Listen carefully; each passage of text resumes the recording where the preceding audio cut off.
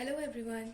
Today we'll talk about neurotransmission in the CNS. Our topic is neurotransmission in the CNS. आज का हमारा topic है neurotransmission in the CNS. Neurotransmission से क्या समझ में आ रहा है?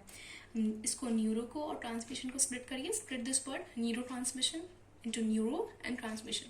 Neuro is something related with neurons, right? And transmission, we all know it's the transmission, is the transfer, right? How the transmission is going to happen in the neurons, and basically we know CNS consists of brain and the spinal cord, and we all know हमारा जो दिमाग है वो neuron से बना होता है. ऐसा बोलते हैं कि वो न्यूरॉन से बना होता है. So basically neurons are present in bulk in the CNS. अब हम पढ़ेंगे कि न्यूरो ट्रांसमिशन में होता क्या है. CNS में जो ट्रांसमिशन होता है न्यूरॉन्स के बीच में, वो होता कैसे है. तो इसकी जो फंक्शनिंग होती है ना CNS की, वो ANS के जैसे ही होती है. इसमें क्या होता है, जो एक प्री सिनेप्टिक और एक पोस्ट सिनेप्टिक दो न्यूरॉन्स होते हैं. एक प्री सिनेप्टिक एक पोस्ट सिनेप्टिक. इनके बीच का जो ये डिस्टेंस होता है, इसको हम सिनेप्टिक लेफ्ट बोलते हैं. We call it as synaptic cleft. ये जो होता है ये प्री है, ये है पोस्ट. तो क्या होता है, जो प्री सिनेप्टिक न्यूरॉन होता है वो न्यूरोट्रांसमीटर्स को रिलीज करता है, और सिनेप्टिक लेफ्ट में वो न्यूरोट्रांसमीटर्स जाते हैं. फिर पोस्ट सिनेप्टिक जो न्यूरॉन है उसके रिसेप्टर्स पे जाके बाइंड होते हैं. बाइंड होने के बाद उस सेल में कुछ चेंजेस होते हैं जिसकी वजह से एक्शन होता है. या तो इनहिबिशन होता है या तो एक्साइटेशन होता है. अब इसमें क्या होता है कि इंटरनल मतलब जो चेंजेस होते हैं ना, उनको हम बोल दिए यहाँ पे इंट्रासेल्यूलर चेंजेस. ये जो न्यूरोट्रांसमीटर्स होते हैं ये क्या करते हैं, इंट्रासेल्यूलर चेंजेस को ट्रिगर करते हैं इन दी PS neurons. PS is post synaptic neurons. जो CNS है वो हमारा ANS से ज़्यादा कॉम्प्लेक्स होता है. उसमें जो नर्व्स होती हैं, जो नेटवर्क होता है नर्व्स का, that is much more complex than the ANS. Obviously यार, ब्रेन की बात हो रही है तो brain is much more complex. जब और एक और खास बात है कि ANS में सिर्फ हम दो ही न्यूरोट्रांसमीटर्स की बात करते हैं, एक तो एसिटाइल कोलिन और एक noradrenaline. But in CNS there are multiple neurotransmitters. We talk about the multiple neurotransmitters. तो अब काम की बात पे आते हैं, है ना. आज तो काम की बात है सिनेप्टिक पोटेंशियल्स. ये होता क्या है, सिनेप्टिक पोटेंशियल्स क्या होते हैं. सिनेप्टिक मीन्स ये जो साइनेप्स है इसमें जो पोटेंशियल है, जो पोटेंशियल है उसके डिफरेंस की वजह से जो हो रहा है, जो न्यूरॉन्स में जो भी एक्टिविटी होती है, that is because of the difference in potential. तो यहाँ पे है EPSP और है IPSP. EPSP stands for excitatory post synaptic potential, excitatory.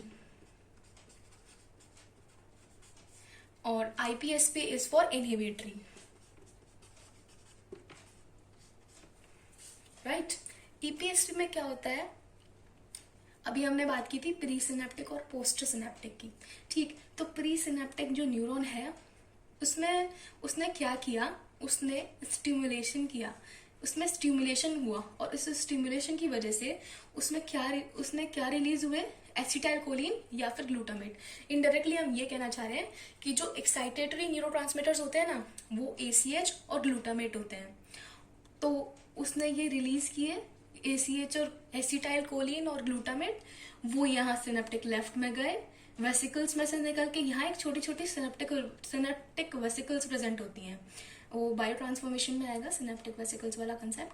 कुछ नहीं होता है, कुछ छोटे छोटे से सर्कल्स होते हैं. यहाँ पे सिनेप्टिक लेफ्ट से पहले जो प्री सिनेप्टिक मेम्ब्रेन होती है वहाँ पे से जाके डिफ्यूज हो जाते हैं उसमें से न्यूरोट्रांसमीटर सिनेप्टिक लेफ्ट में. फिर उसके बाद वो जाकर रिसेप्टर पे बाइंड होते हैं.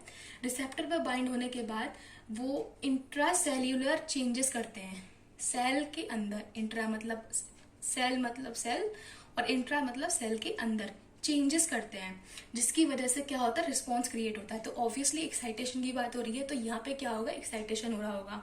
ठीक, उसमें एक्साइटेशन में क्या होता है, Na+ सोडियम का इन्फ्लक्स होता है. हमको पता है न्यूरॉन का अंदर का जो चार्ज होता है वो नेगेटिव होता है, बाहर का पॉजिटिव होता है. ऐसे ये पोलराइज्ड रहता है.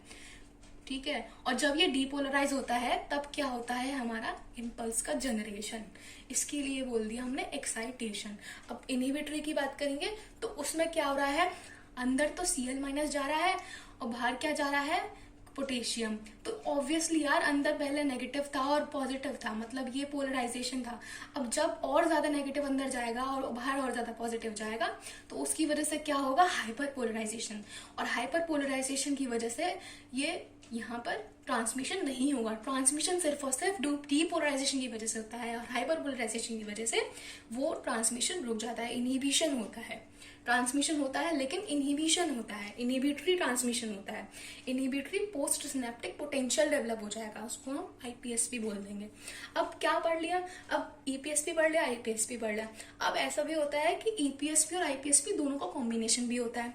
तो उसमें क्या होता है कि ईपीएसपी और आईपीएसपी जो न्यूरोट्रांसमीटर्स होते हैं ना, वो यहाँ पे जाके रिसेप्टर्स होते हैं उनके एक्साइटेड, ये एसीएच, ग्लूटामेट और गाबा और ग्लाइसिन है ना, इन दो सब के लिए स्पेसिफिक रिसेप्टर होते हैं। उस पर जाके वो बाइंड करते हैं और बाइंड करने के बाद वो अपना एक्शन शो करते हैं। अब इनके एक्शन को हम कैसे पता लगाएं यार, एक ईपीएसपी एक आईपीएसपी है तो उसका समेशन हो जाता है, मतलब उनका समेशन हो जाता है, उन दोनों का जो समेशन होता है फिर उसका जो रिजल्ट होता है ना, वही हम कहते हैं, वही जो होगा एक्शन होगा।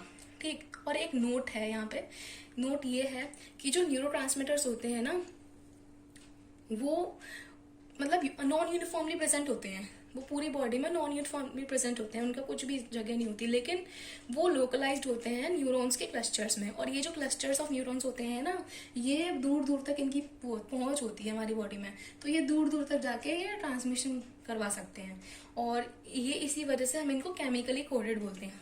ठीक है, तो this was all about the neuro transmission in the CNS. Let's meet in the next video. Thank you.